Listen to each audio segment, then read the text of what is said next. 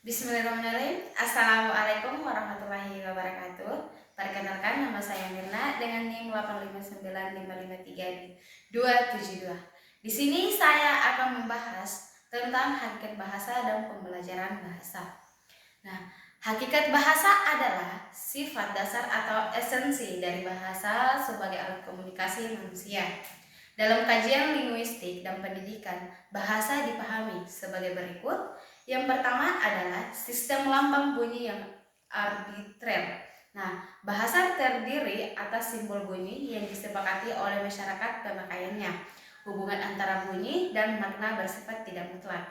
Yang kedua adalah alat komunikasi. Bahasa digunakan untuk menyampaikan pikiran, perasaan, ide, dan informasi antar manusia. Yang ketiga, bersifat sosial. Bahasa berkembang dan digunakan dalam masyarakat tanpa interaksi sosial. Bahasa tidak berfungsi secara optimal. Yang keempat adalah produktif dan kreatif. Dengan jumlah kata atau aturan terbatas, manusia dapat dihasilkan kalimat yang tidak terbatas jumlahnya. Yang kelima, dinamis. Bahasa selalu berubah mengikuti perkembangan budaya, ilmu pengetahuan, dan teknologi. Yang keenam, memiliki aturan atau sistematis. Bahasa mempunyai kaidah dalam bunyi, kata, kalimat, dan makna sehingga dapat dipahami bersama. Nah, hakikat pembelajaran bahasa.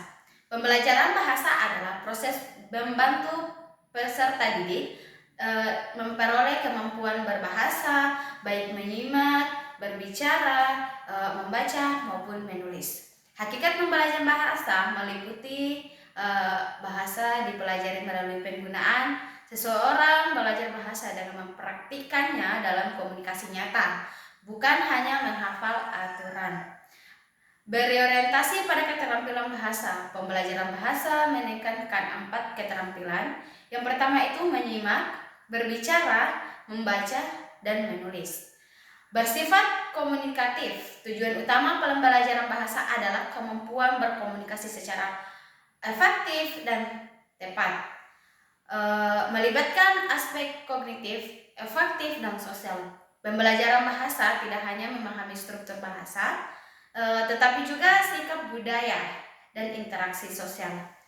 Kontekstual. Bahasa lebih mudah dipelajari jika dikaitkan dengan situasi nyata dan pengalaman peserta didik, berlangsung sepanjang hayat. Kemampuan bahasa terus berkembang melalui pengalaman dan interaksi.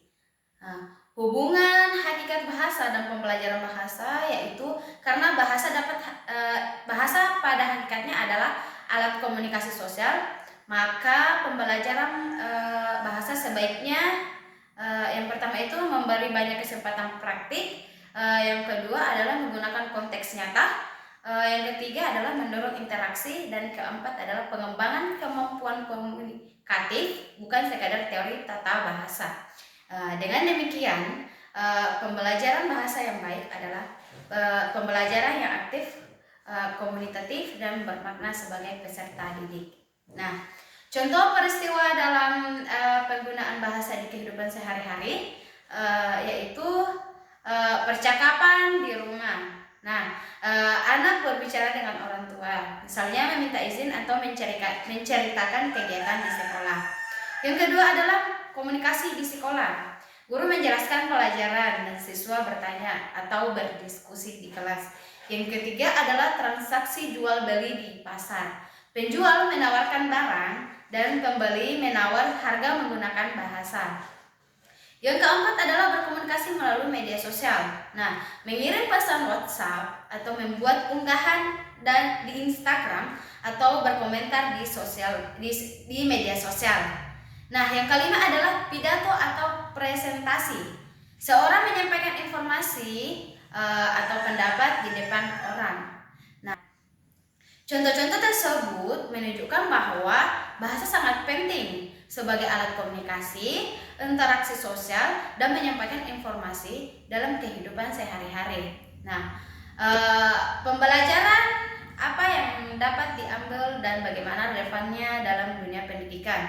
Nah, dari penggunaan bahasa dalam kehidupan sehari-hari, terdapat beberapa pembelajaran penting yang dapat diambil serta relevannya dalam dunia pendidikan.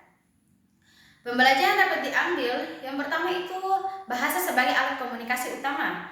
Manusia membutuhkan bahasa untuk menyampaikan ide, perasaan, dan informasi secara jelas. Dan kedua itu pentingnya kemampuan berbahasa yang baik.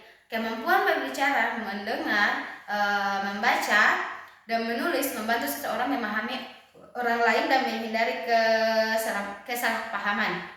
Yang ketiga, bahasa membangun hubungan sosial. Penggunaan bahasa yang santun dan tepat dapat diciptakan hubungan yang harmonis. Dan relevansi dalam dunia pendidikan meningkatkan kemampuan komunikasi siswa. Pendidikan membantu siswa mampu berbicara dan menulis dengan baik dalam berbagai situasi. Yang kedua itu mendukung proses pembelajaran mengajar. Semua mata pelajaran membutuhkan bahasa sebagai sarana penyampaian materi dan pemahaman konsep. Yang ketiga adalah mengembangkan keterampilan berpikir. Menulis bahasa, siswa belajar menyampaikan pendapat, bertanya, berdiskusi, dan berpikir kritis. Nah, kesimpulan dari semua yang saya bahas yaitu adalah bahasa memiliki peran penting dalam kehidupan sehari-hari dan pendidikan. Oleh karena itu, pembelajaran bahasa tidak hanya bertujuan menguasai tata bahasa, tetapi juga membentuk kemampuan komunikasi, berpikir, dan karakter peserta didik agar siap menghadapi kehidupan di masyarakat. Sekian dan terima kasih. Wassalamualaikum warahmatullahi wabarakatuh.